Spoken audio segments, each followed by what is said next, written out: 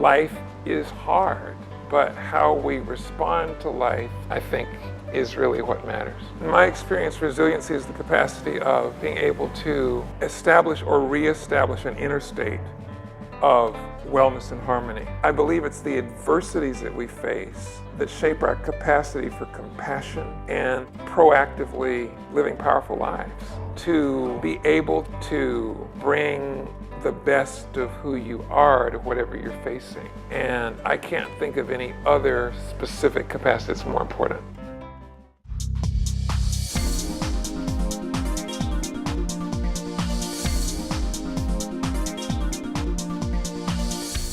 Hello, and welcome to this episode of the 502 Report. You might be familiar with the definition for personal resilience, as Harry Pickens described it. Now, many metro agencies are getting involved in the larger conversation of what it means to be a resilient city.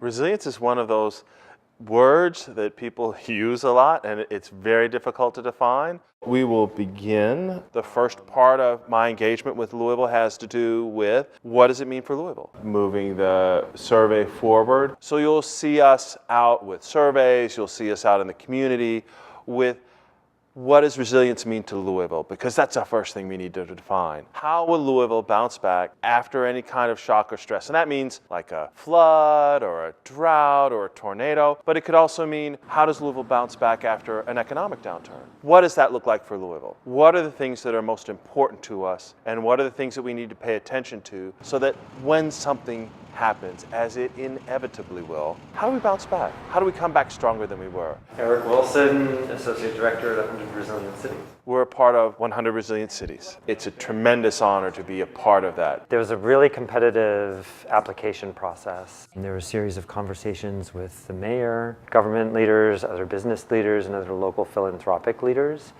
And it was through that series of conversations that the organization decided that Louisville would be a great partner. Oftentimes I hear about other philanthropic opportunities, and I think it'd be a great match for Louisville. I'm able to make a lot of those connections. I provide support in terms of thinking through how to build a resilience strategy and what are some of the best practices from other cities. There are several cities that I think we're learning from. In some ways, there's cities like Rotterdam that deal with water all the time. They're below sea level. Same for New Orleans, right? We know what happens when the levee breaks. So how important is it that we actually figure out how to get some more funding for MSD? And that's what's so good about us being experts in our field. There are grants and opportunities that we'll be able to take advantage of and are taking advantage of that because of our affiliation and because we're 100 Resilient Cities, we have that opportunity. I'm so encouraged and excited and eager to see how you all create the process. There's some real resilience challenges, and many of these are based in the social inequities and economic disparities that are taking place in this city. These issues are actually on par with threats like the Ohio River flooding to really create vulnerabilities in the city. And what I find so exciting about Louisville is the sophistication and the honesty and the authenticity in which those conversations are starting to take place. It's not only going to serve Louisville very well, addressing these super complex issues, but will also be super instructive for other cities that are struggling with the same issues. How do we talk and how do we engage in real dialogue so that we are co-creators with our neighborhoods, with fellow citizens? This is about a journey that we're going to take as a city, and we're going to learn together as we go. So that's what I'm really looking forward to. The city's emergency management agency coordinates efforts when disaster strikes, and they're always training. Louisville is exposed to a variety of severe weather threats, including flooding, tornadoes, severe thunderstorms, also just extreme weather, high heat. We deal with preparedness, mitigation, and recovery. When we have a severe weather incident, we want to make sure that we're helping the citizens be aware of what's going on, what information they need to know to help keep them safe. I am the Emergency Management Director for Jefferson County. We are responsible for the coordination of a serious response, whether it's some type of event or large-scale incident that happened. You know, we've got many facilities in Jefferson County that have extremely hazardous substances, and then there's a lot of rail comes through, got a lot of highways. There is a potential of, you know, hazardous materials release, hazardous materials explosion. We've got a very robust group of people in the county, mainly because of the large-scale events that we manage throughout the year, the Derby events, Thunder over Louisville. We have a lot of key players that are responsible for preparing for all those, and that really is a vital key element when we respond to an incident because everybody knows each other. There was a derailment down at the south end of Dixie Highway. It did pose a significant risk to the community. There were some issues that went on throughout that week. It was well responded to. Again, a lot of coordination between emergency management and all the local responders and even federal responders. We don't want any of the disasters to actually happen, but we do have to prepare. The biggest thing for the community is know where you live at, know the potential risks associated, with even, all the way down to your own neighborhood. Anything can happen anywhere. You've got to be prepared and not only educate yourself, but your family. We've got an emergency notification system, which is called LENS. You can sign up on our website, louisvilleky.gov, or if you text the word LENS alert to 67283, that'll start the process for you. FEMA, Federal Emergency Management Agency, tells us that you should have at least a 3-day supply of food. The average time for the federal government to mount a response to come in and aid communities has been 3 days. Sometimes it can be a little beyond the 3 days. A BOB is just a acronym for a bug out bag. You can buy them, somebody's already put together for you, and like anything that you buy, you can spend any amount of money that you want to spend. But a lot of people do not have money to do that. Put $2 or $3 or $4 or $5 aside every week and then buy 1 or 2 canned goods and put it in there. Go the next week and buy a flashlight. Go the week after that and buy batteries for the flashlight. Pick foods you like that store well for a long period of time. To actually have a pull-off top, it's fruit, it'll keep for quite some time. Make sure you have a can opener as well. And we talk about the 5 Ps. People, pets, pills, papers, and pictures. In the event your home suffers, you suffer catastrophic loss, if you already have proof that you own the property, proof that you own the structure, proof that you own the car, this will speed up the process of some of the reimbursement programs that the government may offer to help you get some relief from that. The Office of Safe and Healthy Neighborhoods works with a variety of community partners to build resilience in many different communities, from integrating the international population to helping victims of human trafficking. So lady, I want y'all to kind of relax, exhale a little bit, clear out all distraction as your shoulders drop. You'll feel energy caressing your arms. A lot of times people ask me, who is Kristy Love? A pimp gave me that name almost 20 years ago and didn't get away out till I was 29 years old. My name is Angela Renfro. I am a survivor of human trafficking and executive director of the Kristy Love Foundation. I was in jail and I can remember my last bit and I was facing 7 to 25 years in prison. I said, God, if you get me out of this one, I won't come back here no more. So I took all my school money and I poured into the Kristy Love Foundation. I went to pick 4 girls off the streets and asked them, do they have anywhere to live? And they was like, no. And I'm like, okay, that's it. God told me to give you somewhere to live. All the ladies here, once they touch the doorknob at the Kristy Love Foundation, they're no longer a victim, they are a survivor. So the minute you come in, you just feel love. What comes from the heart reaches the heart. And one of the things that we teach the girls is how to have a charitable heart without any money. They want to get back to being a productive member of society and they want to give. We help them build their lives on education. Right now we have the resource lab where the young ladies, we take what's inside of them, their social skills of volunteer or what they like to do and try to create a resume together. And then we go from there and find out what the do's and don'ts that we need to do to make sure that the girl be successful when she leaves at the Kristy Love Foundation. We had a lot of food left over for Thanksgiving. We seen some people standing outside. One of the girls said, they homeless, Miss Angie. So I decided, okay, well, we're gonna feed the community. And we want to show our state and our community human trafficking lives matters. That we didn't just wake up one day and say that we want to be trafficked. So listen, ladies, Brenda gonna assist y'all. So you put them in, the first layer lays down, okay? And then you stack, okay? Yeah. We want to send out a strong message. Change is necessary. And we are in the business of changing lives of human trafficking. We're on our way to the Old California Park where we usually feed the community. And we're going to feed 500 people. Then put up our tents and hopefully we'll get somebody that we can bring home tonight, get them free off the streets. We know how to feel to go hungry. We know how to feel to be abandoned. We know how to feel when we think no one cares, and we do care. People say, how we do it? We just do it. Hi, beautiful. You want a bottle of water or something to eat? And here your bottle of water, and a napkin, and a fork, And if you need me for anything, just give me a call. My number's on there, okay? Thank you. You're welcome, beautiful. You know, my story should scare everybody. I tell people, I said, if you don't believe me, come on Date Street. Come see our survival wall. You know, we don't serve over 800 people. That should be enough. One is too many. We are a hub of saving lives of human trafficking. It's an honor to have my foundation called Kristy Love. It helps that victim to know that I don't have to be nobody but me. I tell myself every day, because I have breath in me, my legacy is to help every girl and woman that I can to participate in her freedom from modern day slavery, which is called human trafficking. To support Kristy Love Foundation, visit thekristylovefoundation.org. The youth that come here, they're pre-adjudicated.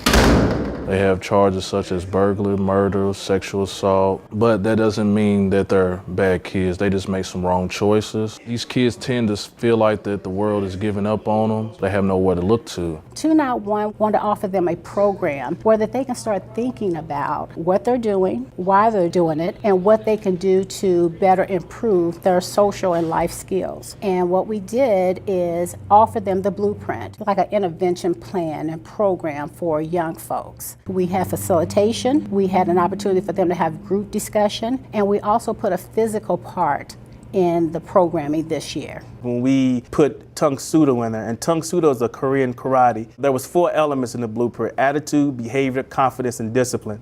So what I did was I incorporated 4 simple blocks. The reason that I did that was to try to segue into a mental capacity. Your action and your thoughts, they all go hand in hand, and there's consequences, repercussions, and there's rewards for following instructions and staying focused. We asked them to start looking at what role you play, because in life we notice that many times we don't want to accept responsibility for our roles in various situations. We want them to recognize that you had a role in it and that's why you're here. So let's see what you can do differently so you don't find yourself in this situation again. Then we talked about confidence, and when I talked about those champions and those boys that would stand up, and they talked about things that matter to them most, and then discipline.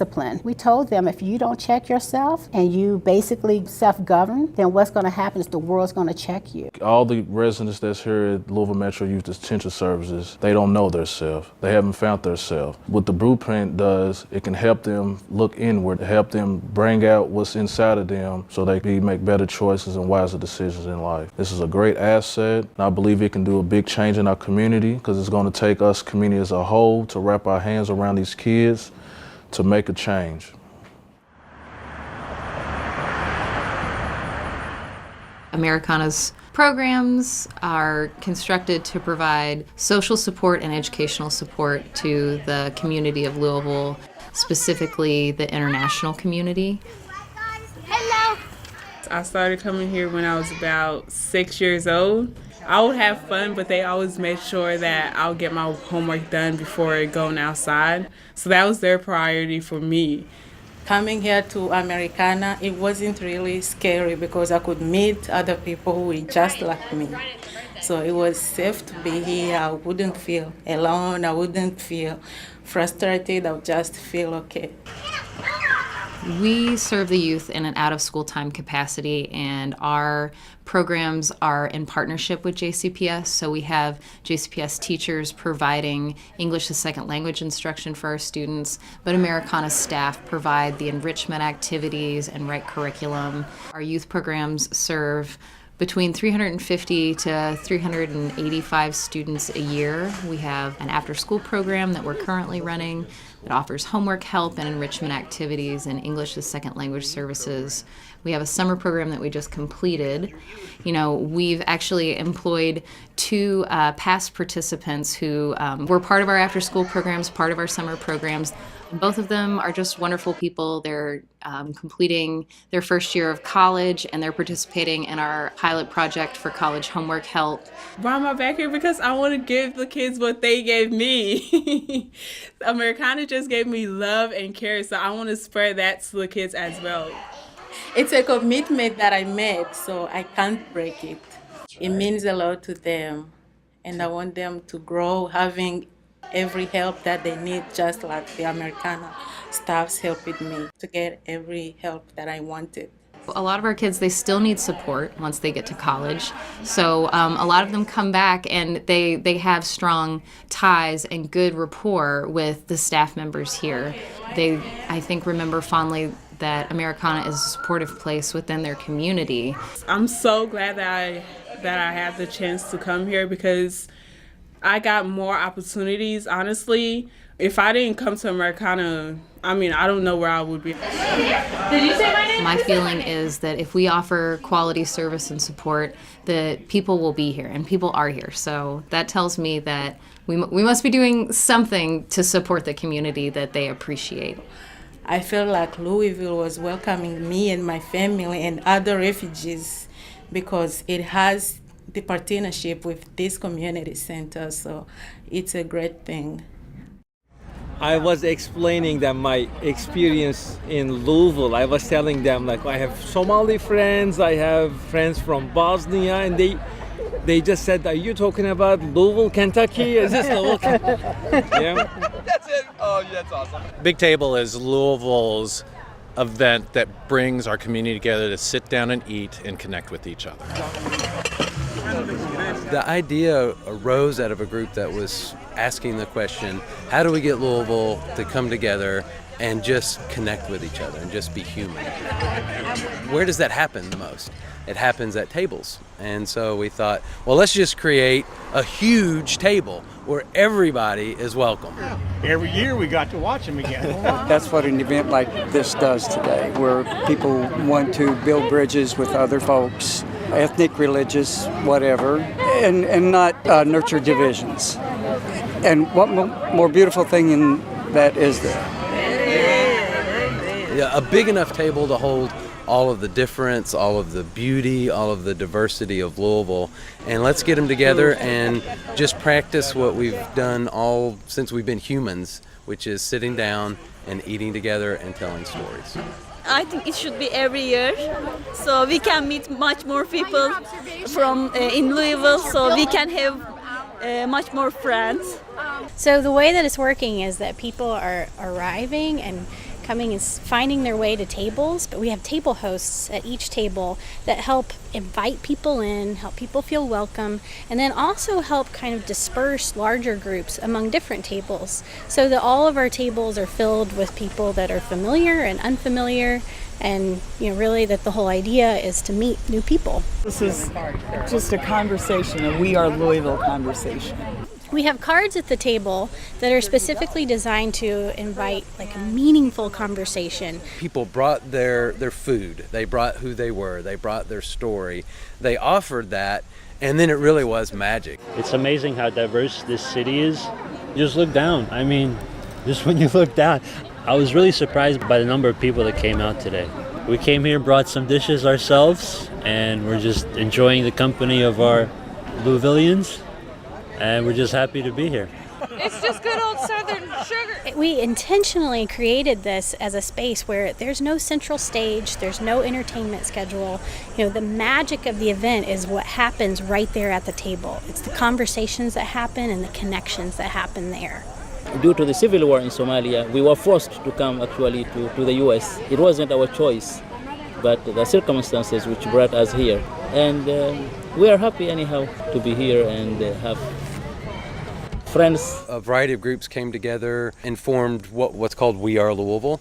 And it's a variety of organizations specifically designed to help integrate and welcome international people to our community. The way we project it right now, by 2040, 1 in 6 Louisvillians is going to be foreign-born.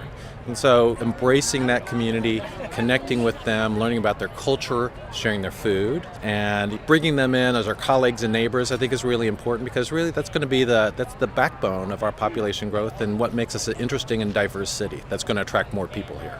I am from Guatemala. I came to the University of Louisville, so I fell in love with the city, and here I am 23 years later. It makes me feel really proud, and it makes me feel connected to the city, and it makes me feel like there's so much potential here. I feel like I've found my place in Louisville more. I relocated here from Puerto Rico, but I grew up in New York City. This is the best kept secret in America, Louisville. Look at this. This is love right here, without a doubt. Neighbors are looking forward to the new YMCA complex at 18th and Broadway for its many benefits to the community. All good things are worth waiting for and worth fighting for. It's been years of hard work and patience. Partners of the new YMCA at 17th and Broadway can now say that construction is beginning.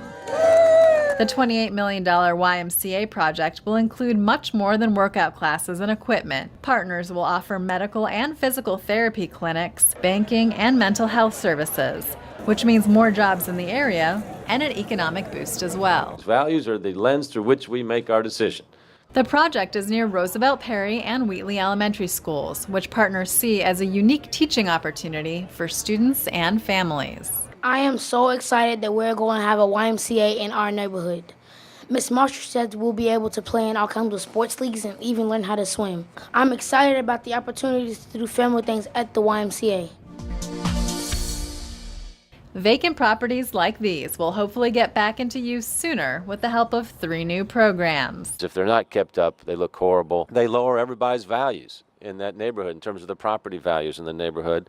And then thirdly, too often people will break into them, they steal any copper that's inside them, and in the worst case, they become havens for criminal activity as well. The programs are for the 400 or so properties owned by the Land Bank Authority. They aim to decrease demolitions, increase the pool of potential buyers, and encourage residents to pick up neighborhood properties. Too often, vacant properties provide a location for crimes to be committed.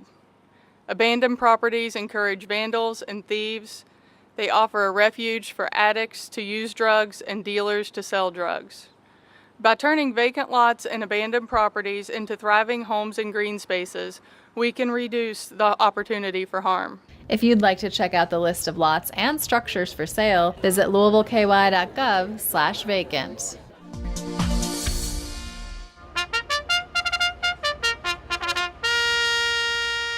You've probably seen the progress of the Convention Center construction downtown. It's now officially reached its peak of 118 feet and 4 inches to be exact.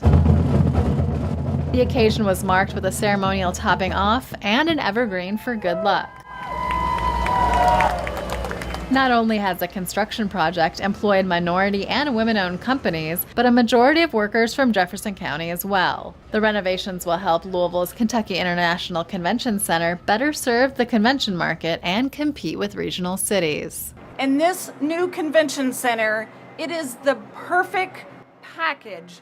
And we are a city of demand, a huge demand. The Convention Center is already booking events for 2018 and beyond. It's scheduled to open in August of next year. Sometimes something as simple as an art project can help build a community and create interest in its history. This has been a phenomenal project. The more we do projects like this, the more we hear people saying, we want even more. It was my goal before I retired to get some piece of art in my district, and it has just worked out fabulously. They want to transform and improve their community and their neighborhood, and that's what is wonderful about it. I've seen the one that was done in Hikes Point, which Kevin Kramer was involved with. Councilwoman Vicki Welch came out to that, got inspired by it, was excited about what she saw out in Hikes Point, and said, I've got just the spot in my district where we could do this project and we'd love to. So we said, let's work on it, and that's where we started from. When I heard that a lot of the interest for the mural was honoring our history and recognizing our neighborhoods, it was just something that really appealed to me. Got these large concrete walls that provide a fantastic engineering structure, but can it also be more? The wall was kind of cracked, it had tags on it, and it was pretty run down. I looked at the shape of it and immediately thought a bridge, kind of connecting the north and the south, and I knew that there were very important landmarks that needed to be on there. Center for Neighborhoods is the vehicle that was used with their paint project. They devised the public meetings, a lot of input at that meeting.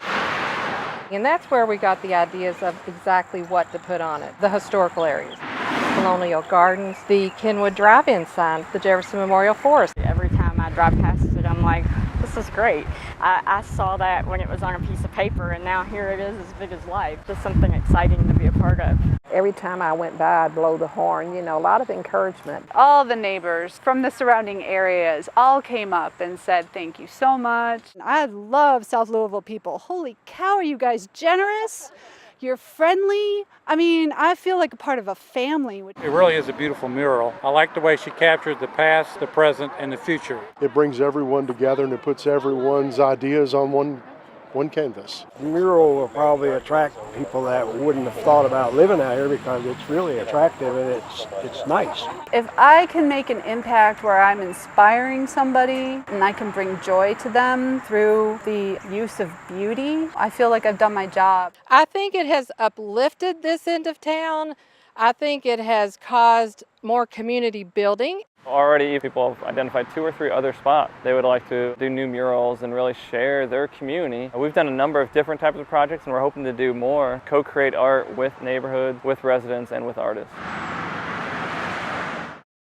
In Louisville, we're expected to experience extreme heat, large storms. When climate change impacts our city, it doesn't impact everybody equally. So we want to make sure that all the folks, like people of color, immigrants, folks that don't speak English, or the elderly, low-income populations, that they're all able to respond effectively to climate change, because those are really the most sensitive populations. In April of 2015, Louisville received 5 to 7 inches of rain in just under 6 hours. Louisville had to take care of over 100 water rescues. Those water rescues occurred in areas that were in very low income areas. When you have that going on, in addition to the 8 to 10 feet of water that was standing in some areas, mudslides, interstate being closed, then the emergency response systems really start to get taxed. But we want to make sure that all the systems are in place so that the city and as well as the residents are able to help one another respond effectively and get back to normal. An emergency response plan already exists for when winter weather comes, but we don't have one in place for when temperatures and humidity levels get high enough that folks are starting to feel it from a health perspective. Once that plan is adopted and put into place, we will have strategies for metro agencies to follow certain steps to make sure that our community residents are aware of what they can do to respond to that extreme heat. We want to make sure that the folks that are impacted the most are receiving the most attention so that they can respond to climate change. All of these things that I'm going to tell you about are things that somebody somewhere is developing now. And if we can get the research dollars to those people, if we can support them, if we can connect the dots on some of this stuff, we can solve the problems. I'm really interested in coming to places like Louisville because I think that smaller cities actually in many ways are more nimble, and it's in many ways easier to actually do demonstration projects here where you can see if things work or not. That community knows their site better than anybody. They know exactly where it floods. They know what happens. And so you really have to have them involved and have them have a stake, a say, and ownership over it.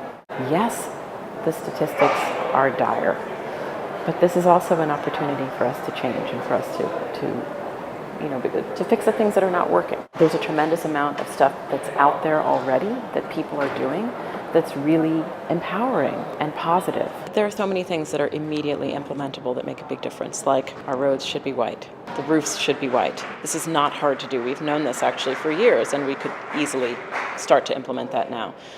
Energy efficiency, we know about that. Tree planting, we know about that. Reduces your energy bills, makes people healthier and happier. Planting trees is a no-brainer, right? That's really easy to do. There are a lot of things like that we could do now. If you're interested in learning more about the city's green programs and rebates, go to louisvilleky.gov/government/sustainability. Thanks for watching this episode of the 502 Report. Until next time, take care.